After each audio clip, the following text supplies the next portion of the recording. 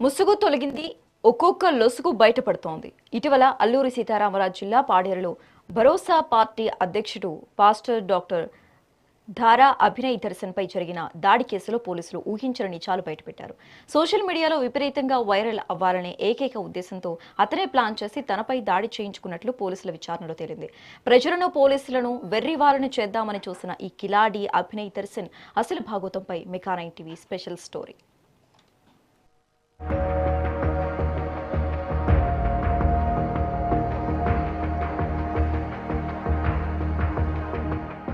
తనదైన నటనతో డ్రామాకు తెరతీసి ఫేమస్ అయిపోదామనుకున్న ఒక కిలాడి అడ్డంగా బుక్కయ్యాడు. పాడేరు ఏజెన్సీ పరిధిలోని జీకే వీధి మండలం ముండిగెడ్డ వద్ద మే 18న నలుగురు ముసుగు దొంగలు తనపై దాడి చేశారంటూ అభినయ్ దర్శన్ స్వల్ప గాయాలతో హాస్పిటల్లో చేరాడు.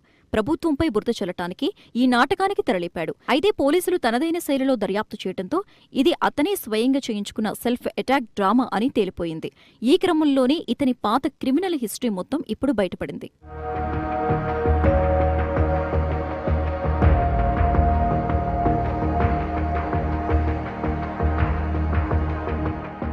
కడప నగరంలోని ప్రకాష్ నగర్ కు చెందిన అభినయ్ దర్శన్ యానిమేషన్ ఇంజనీరింగ్ చదివాడు. 2011లో ఓ యువతిని భారీగా కట్నకానుకలు తీసుకుని పెళ్లి చేసుకున్నాడు. ఆ తర్వాత ఆమెకు యూనియన్ బ్యాంకులో ఉద్యోగం రావడంతో హైదరాబాద్ మణికొండకు మారాడు.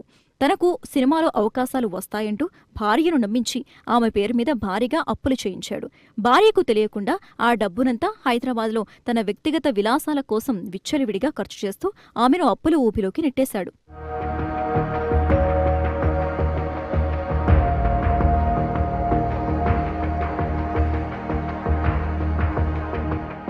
కడపకు బదిలీ అయిన తర్వాత తాను మారిపోయానని, పాస్టర్గా సేవ చేసుకుంటానని నమ్మించి భార్యతో హెచ్డీఎఫ్సీ బ్యాంకులో మళ్లీ లోన్లు ఇప్పించాడు. ఆ డబ్బుతో వివిధ జిల్లాలో పాస్టర్గా తిరగటం మొదలుపెట్టాడు. ఈ క్రమంలోనే విజయనగరంలో ఓ యువతితో వివాహితర సంబంధం పెట్టుకుని 2021లో ఆమెను లేపుకెళ్లి రహస్యంగా పెళ్లి చేసుకున్నాడు. దీనిపై విచారించిన పోలీసులకు మైండ్ బ్లాక్ అయ్యే నిజాలు తెలిసాయి. అంతకుముందే విజయవాడలో కూడా మరో మహిళను మోసం చేసి పెళ్లి చేసుకున్నాడని, ఆ తర్వాత విడిపోయాడని మొదటి భార్య పోలీసులకు వివరించింది. తన తప్పులను గుట్టురట్టు చేసినందుకు విజయనగరం యువతి తల్లిదండ్రులను చంపేస్తానంటూ అభినయ్ బెదిరింపులకు దిగాడు.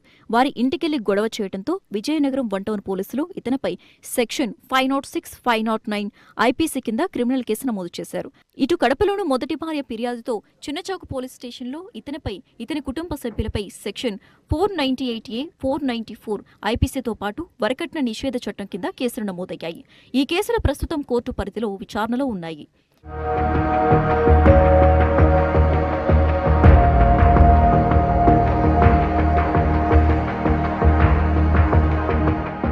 ఇంత నేర నేపథ్యం పెట్టుకుని ఇప్పుడు రాజకీయ అరంగేట్రానికి తెరలేపాడు. భరోసా పార్టీకి వ్యవస్థాపకుడిగా చెప్పుకుంటూ చేంజ్ పీపుల్స్ ఫ్యూచర్ అని మరో పార్టీ రిజిస్ట్రేషన్ కోసం క్రైస్తవుల నుంచి తలా 10 రూపాయలు విరాళం ఇవ్వాలంటూ సోషల్ మీడియాలో అకౌంట్ నెంబర్లు పెట్టి వసూలకు దిగాడు.